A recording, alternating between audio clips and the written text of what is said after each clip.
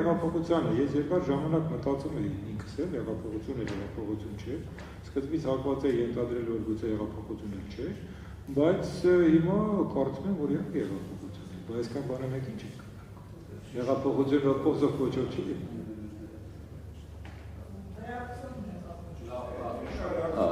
Խնդրում եմ ինձնից խոսք խնդրել, նոր ելույթ ունենալ, խնդրում եմ առանց խոսքի ելույթ չունենալ, ուրեմն խոսք կարճ ելույթ ունի պարոն Հարությունյանը, որից հետո պարոն Վլադիմիր Մկրտումյանը, սպարապետ կենտրոնի խորհրդի անդամ։ Իհարկե պետք է անկեղծ լինել ասել, որ այն հարցերի շրջանակը, որ մենք քննարկում ենք, դրանց շուրջ կարճ ելույթ ունենալը նույնիսկ մտավոր շատ լուրջ կարողություններ է պահանջում։ Իսկ քանի որ ես այդպիսի կարողություններ չեմ կարծում որ ունեմ, հետևաբար ձեր թույլտվությամբ խնդրեք ես ազատ արտահայտվեմ, երբ որ գտնեք որ ձանձրացրեցի, ընդհատեք ինձ, ես դեմ չեմ լինի, լավ։ Մտածեք, ես ինչու պարոն Ոսկանյանին հարցրեցի ինչ անել։ Մինչև ես փորձեցի նաև վստահեցնել, թե հարցադրման իմաստը որն է։ Ուզում եմ ասել, այն ինչին մենք հիմա ականատես ենք դրա պատճառները որտեղից են գալիս։ Ես կարծում եմ շատ սխալ, ես գիտեմ պարոն Ոսկանյանն հետ մենք 90-ական թվականներից դեռևս Գերագույն խորհրդի շրջանակներում ենք համագործակցել եւ պետք է ասեմ, որ իր նկատմամբ մեծագույն հարգանք եմ համակարգում։ Սա անկեղծ եմ ասում, կապ չունի սովորական քննարկման հետ։ Չէ, բայց չկա, ես ասացի ու վերջակետ։ Հիմա ուրիշ բան ուզում ասեմ։ Այդուհանդերձ ես այն կարծիքին եմ, այդ քրեա օլիգարխիկ համակարգ, արդարության լուրջ դեֆիցիտ, կամ եթե կարելի ասել սոցիալական բևեռացվածության խորը բարձր մակարդակ, այս ամենը հետևանք էին նախկինում ինստիտուցիոնալ բնույթի խեղումների։ Սա շատ էական է մեզ համար։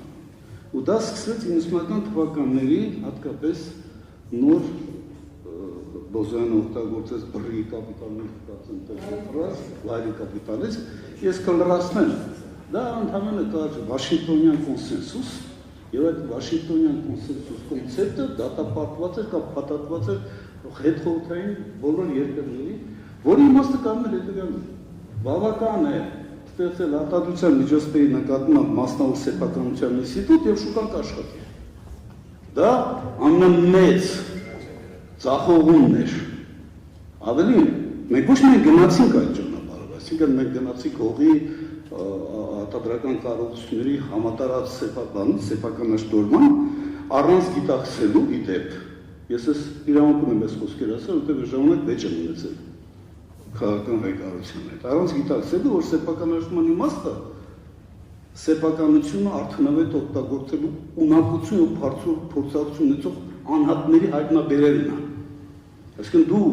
գտնում ես, որ պետությունը անորակ ոչ արդյունավետ սեփականատեր է, եւ դա ճիշտ է, դրա համար դու փորձում ես սեփականաշրջման միջոցով ձեռք բերել նրանց, ովքեր ունակ են տնտեսական որակյալ արդյունավետ որոշումներ կայացնել եւ ստանձնել այդ որոշումների հետևանքների պատասխանատվությունը։ Մենք 90-ական թվականներին օբյեկտիվորեն նման խավ չէինք կարող ունենալ։ Օբյեկտիվորեն չէինք կարող ունենալ, որտեղ խորհրդային միջում դες խավ չէր կարող ձևավորվել։ Հետաբար սեփականաշնորհել ըստ էության նշանակում էր ժամանակ շատ լավ տարածված է եւ անշատ օգտագործում էր բառը արշակը սադեն պրիխվատիզացիա, որը արդյունքում ինչ է արտադրության միջոցները դե բողոք բախշեց քիչ թե շատ ցավատես արտադրացի, բայց բողոք գտնվում արտադրության միջոցները հայտնվեցին իշխող քաղաքական ղեկավարության մերձակավորների շրջանում։ Արդյունքում մեզանով ձևավորվեց որպես կանոն օրենքի հետ պրոբլեմ ունեցող տնտեսական իշխանություն, որը կարող էր գոյատևել միայն եւ միայն քաղաքական տանիքի պայմաններում։ Այստեղից էլ ձևավորվեց բիզնեսի եւ քաղաքականության սերտաճումը։ Հետագայում թե 95, թե 96 թվականի հետագա բոլոր ընտրություններում, այդ նաեւ իդեպ 15 թվականի ընտրությունները, ես ու դուք դեռ ունենաք։ Ըստ էության այս բանից ձերբազատված չեն եղել երբեք, որովհետեւ միշտ իշխանություն դիտվել է ինչ որ մի ունեցված կամ գույտ կարողություն պահպանելու հնարավորություն, լավագույն հնարավորություն։ Էլ չեմ ասում, որ տևական ժամանակ իշխանության մեջ գտնվելը, իշխանության մաս կազմելը, տեղական մակարդակում, մարզային մակարդակում կապ չունի։ Դա ընդհանրապես սեփական տնտեսական խնդիրներ լուծելու ամենառացիոնալ ճանապարհն է։ Մարդիկ գնում էին որպես կանոն անդամագրում էին այն կուսակցությանը, որի լիդերը հաջողություն արձանագրելու ավելի մեծ հավանականություն ուներ։ Ոչ մի գաղափարախոսություն չկար պես բաներ։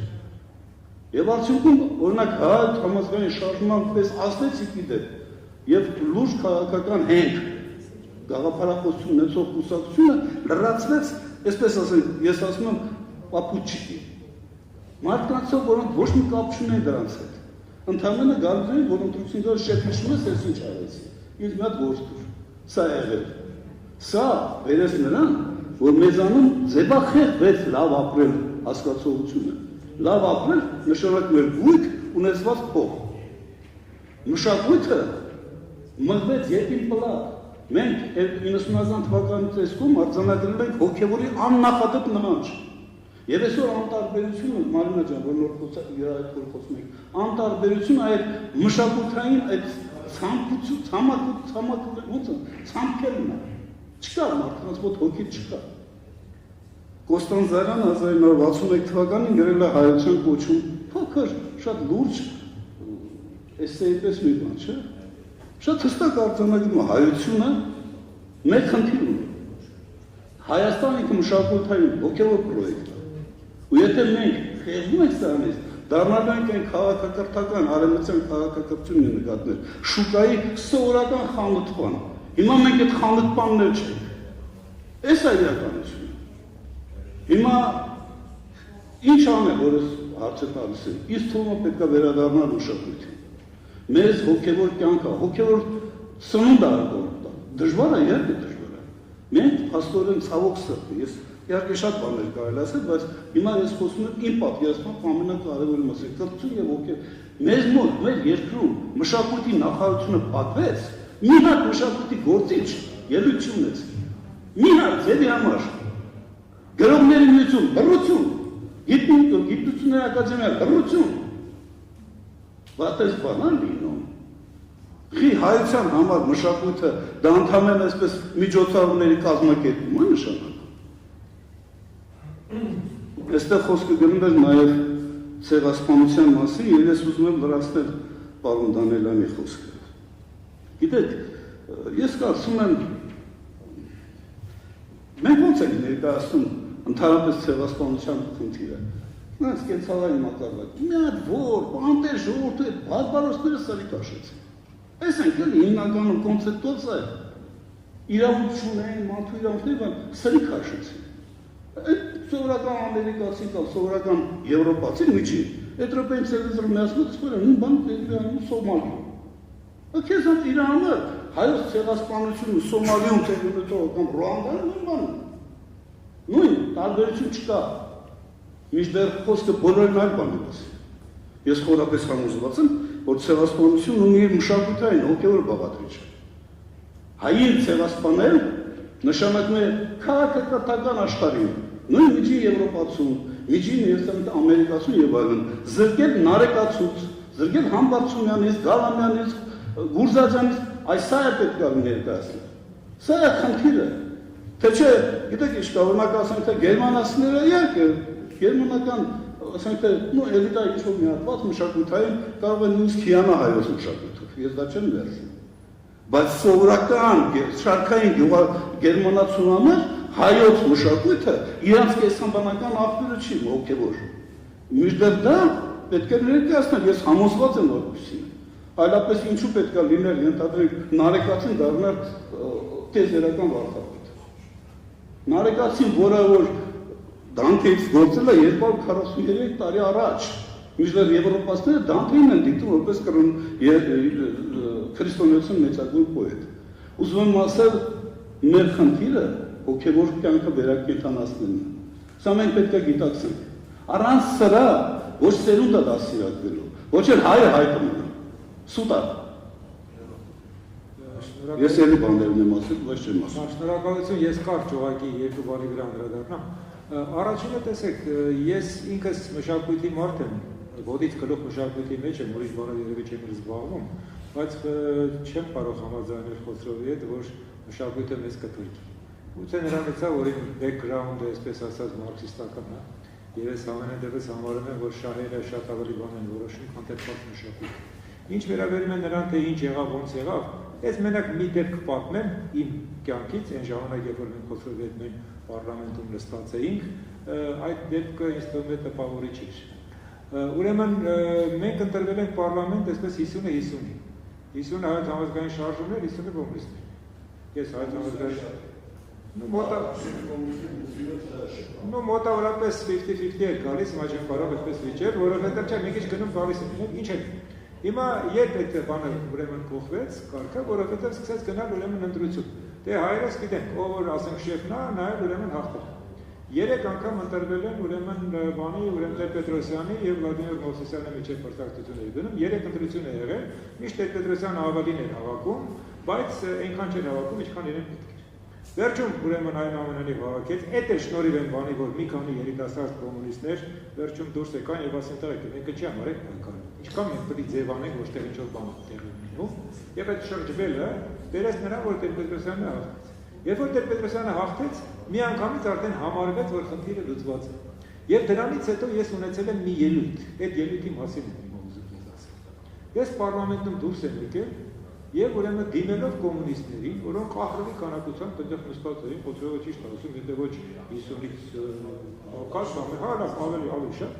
Եվ ինչ էի ասում, Ժորժ ջան, ասում եմ, դուք ախր, եթե նույնիսկ ավելի քիչ է լինեք, քան մենք, դուք ահռելի ուժ եք։ Ինչու դուք չեք ուզում լինել օպոզիցիա։ Ինչու դուք չեք ցանկանում դառնալ քաղաքական օպոզիցիա մեզ։ Լավ, մենք ենք ուզում, դուք էլ ուրիշ բան եք ուզում, չէ՞։ Եկեք դուք էլ դառեք քաղաքական օպոզիցիա, որպեսզի մեր պարլամենտը աշխատի որպես նորմալ պարլամենտ։ Այդ մարդիկ աչքերը փախցնում էին։ Եվ մտածում էին ոնց անեն, այդ Խոսրովի ասած գնան ասեն շերջան, մի հատ պաշտոնցում գնան յոլա գնան։ Եվ այդպես էլ կոմունիստական կուսակցության ահռելի զանգվածը, որը մտել էր առաջին պարլամենտ, ոչինչ չձևավորեց։ Այն դեպքում, երբ որ օրինակ Լիտվայում կամ մյուս տեղերում, պարզապես կոմունիստները դառան սոցիալիստներ, եւ մի քանի տարի հետո, երբ որ այդ շարժումը սկսեց արդյոք կոտրվեց, իրենք եկան իշխանության։ Մենք դա չարեցինք։ Այնպես որ Խոսրով ջան, մենակ մենք չենք մեղավոր, դուք եք մեղավոր։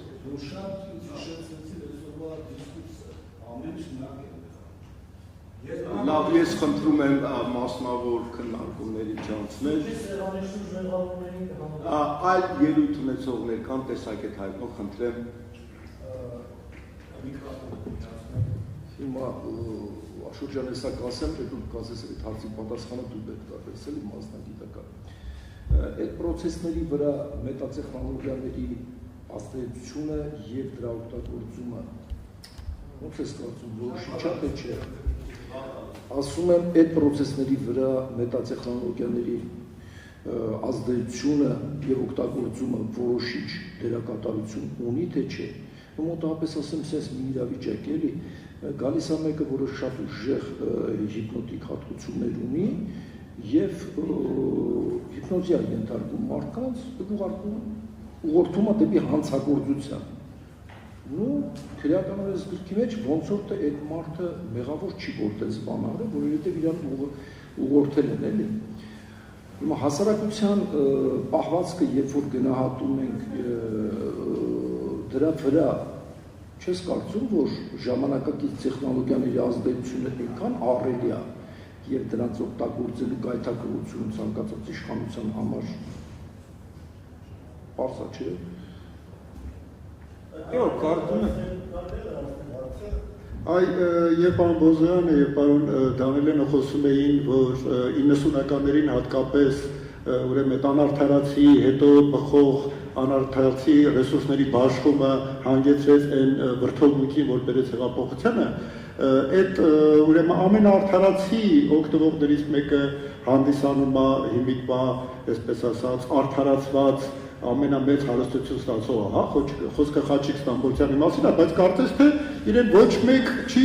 դասում այն լավ օգտվողների մեջ, էլի, հիմա արդյոք սա այդ մետատեխնոլոգիաների ազդեցության արդյունքը չի, որ այդպես ներկայացվում։ Երևի ոչ Խաչիկ։ Լավ, Լավ, ես չեմ ուզում հիմա նորից այսպես այդ հարցերը քննարկեմ, թե ով է մեղավոր, մանավանդ ես ցավում եմ, որ Խոսովը երևի ես ճիշտ չարտահայտվեցի, ես բոլորովին չէի ասում, ուզում եմ ասել, որ կոմունիստներն են եղել մեղավոր, դա հասկանալի է, շատ բարդ պրոցեսներ են գնացել։ Միակ բանը, որ ինձ համար այստեղ Խոսովի ասածում համոզիչ չէ, դա այն է, որ այդ պրոցեսները գնացել են ամենուրեք,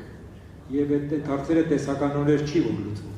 Ամենուրեք կատաստրոֆալ սխալներ են կատարվել սեփականաշնորհման մեջ, Ռուսաստանում նույնիսկ ավելի վատ, այնտեղ կային այսպես կոչված այդ զալոգովի աուկցիոնները, որոնք կատաստրոֆա էին, այսինքն այդ պրոցեսները այո շատ վատ են գնացել։ Ոչ ոք չի կասկածում, որ այդ պրոցեսները վատ են գնացել։ Այնպես որ այստեղ որևէ մեկին մեղադրելու կարիք չկա, պետք է վերլուծել, հասկանալ, թե ինչ է տեղի ունեցել։ Շնորհակալություն։ Ինչ վերաբերում է այդ ասացին, իհարկե տեխնոլոգիաները շատ կարևոր դեր են խաղում եւ քանի գնում են ավելի եւ ավելի ավդում են։ Մենք հասկանալ ենք, արդեն ապրում ենք տեխնոլոգիական աշխարհում։ Այստեղ ուրիշ խնդրեմ կա, որ ինձ անհանգստացնում է։ Երիտասարդ սերունդը, որը այդ տեխնոլոգիաների մեջ ամենախորացածն է, ինքը շատ դեպքերում այս բոլոր հարցերը, որ մենք հիմա քննարկում ենք, իսկի բոլորովին հետաքրքրված չէ։ Այսինքն այստեղ ուրիշ խնդիր է առաջանում։ Այդ տեխնոլոգիաները նաև ուղղորդում են ուրիշ ճանապարհներով, ուրիշ տեղ, ուրիշ ձևերով։